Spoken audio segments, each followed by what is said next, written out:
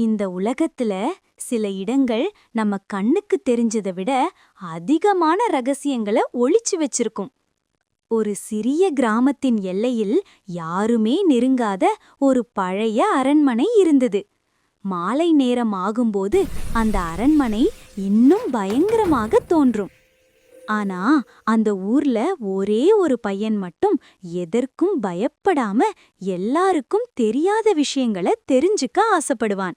அவன்தான் விக்கி. அந்த நாள் விக்கி அந்த அரண்மனைக்கு முன்னாடி நின்னபோது கதவுகள் தானாகவே திறந்தது. உள்ளே முழுக்க தூசி, பழைய பொருட்கள், உடைந்த சாமான்கள். திடீர்னு இருட்டுக்குள்ள 2 கண்கள் மின்னி மின்னி அவனை பார்த்தது. அந்த கண்கள் மெதுவா வெளிச்சத்துக்கு வந்தது. அது ஒரு பழைய மரப்பொம்மை. பொம்மை நடக்க ஆரம்பிச்சது. விக்கி பயந்து ஓட போனான். ஆனா அந்த பொம்மை மெதுவா சொன்னது, "என்ன காப்பாற்று." விக்கி நின்றான். அந்த பொம்மை அழுதது.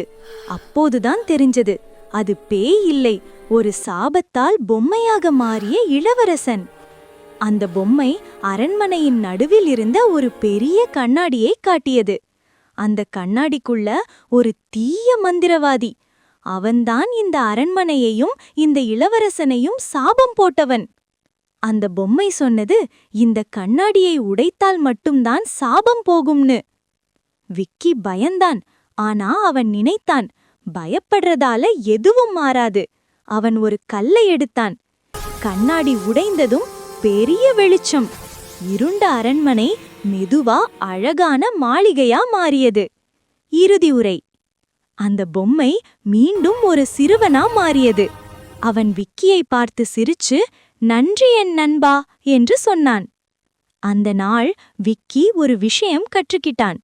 தீமையை தைரியத்தால மட்டும்தான் ஜெயிக்க முடியும்.